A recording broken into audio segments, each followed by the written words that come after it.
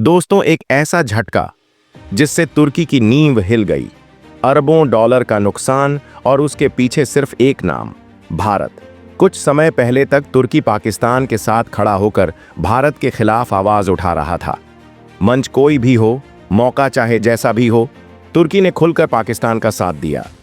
लेकिन शायद उसे अंदाजा नहीं था कि अब जो भारत है वो वही पुराना भारत नहीं रहा। अब भारत चुप नहीं रहता, अब भारत जवाब भी देता है, और वो भी ऐसा जवाब जो इतिहास बन जाता है।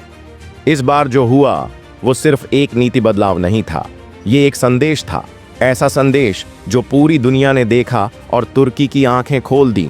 भारत के एक फैसले ने तुर्की की कमर तोड़ दी है, और ये तो बस शुरुआत है। जिस तुर्की को हाल ही में भूकंप ने तबाह किया था, वहां सबसे पहले कौन पहुंचा था?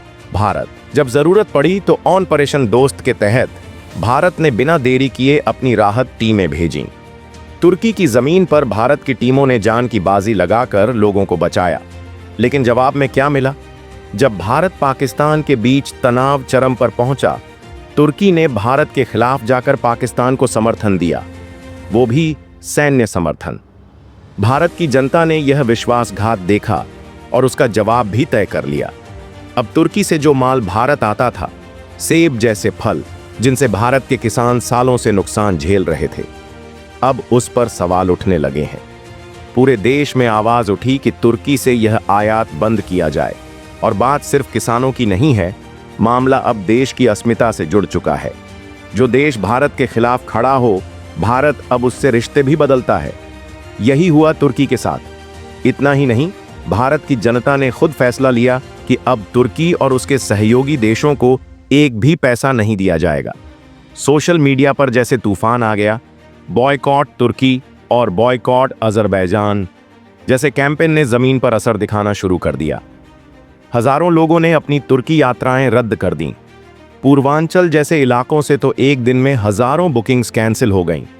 अब लोग बैंकॉक जैसे विकल्पों की ओर जा रहे हैं, और तुर्की के होटल, बाजार और एयरपोर्ट खाली पड़ने लगे हैं।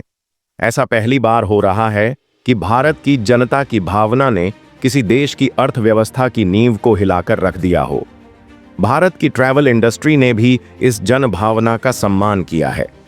किसी से कोई कैंसिलेशन चार्ज नहीं लिया जा रहा। ट्रैवल कंपनियां भी इस राष्ट्रहित में पूरी तरह से साथ हैं। और यह तो अभी शुरुआत है।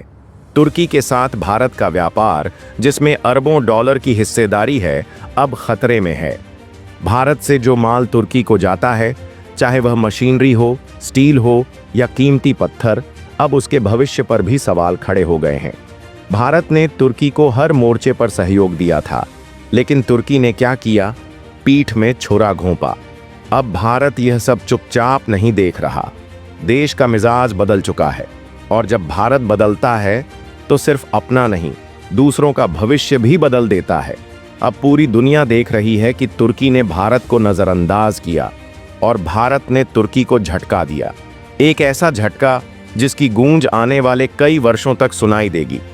अब देखना यह है कि तुर्की इस सदमे से उबर भी पाएगा या नहीं। तो सोचिए, अगर भारत तुर्की के साथ अपने सारे व्यापारिक रिश्ते खत्म कर दे तो क्या होगा?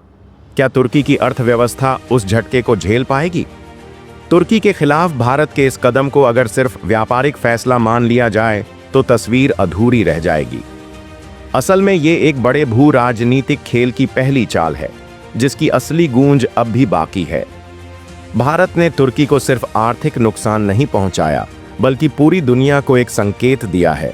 अब भारत केवल व्यापार नहीं करता, अब वो अपनी शर्तों पर रिश्ते तय करता है। जो देश भारत की पीठ पीछे वार करेगा, उसे अब हर मोर्चे पर जवाब मिलेगा। और ये जवाब सिर्फ सरकारी नहीं, बल्कि जनता की भावना से जुड़ा है।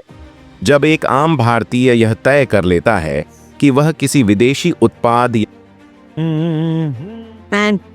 महीने का राशन खत्म हो गया है, लेने जाऊंगा तो टाइम लगेगा, ऑनलाइन ऑर्डर करो, तो एक उत्पाद या देश को समर्थन नहीं देगा, तो उसका असर सिर्फ उस देश की जेब पर नहीं, उसकी छवि पर भी पड़ता है।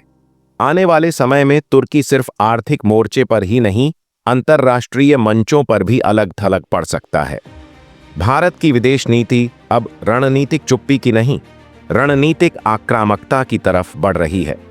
और इसमें भारत के पास एक अनोखा हथियार है, अपनी साख। जब भारत किसी को मानवीय मदद देता है तो वो दिल से देता है, जैसे तुर्की के भूकंप में किया गया। लेकिन जब भारत को धोखा मिलता है तो उसका जवाब सिर्फ नाराजगी नहीं होता, वो रणनीति बन जाता है।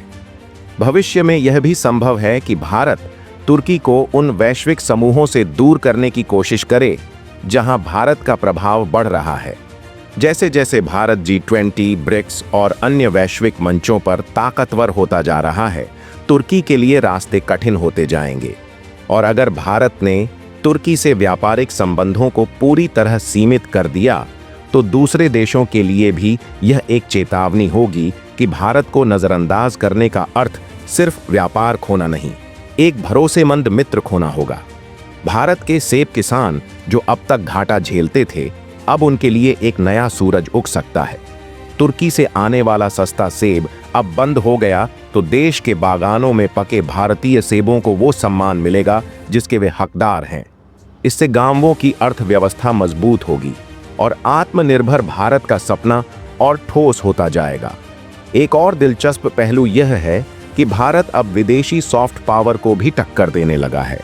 जहां पहले भारत सिर्फ आयात करता था, अब भारत एक ओपिनियन मेकर बन रहा है।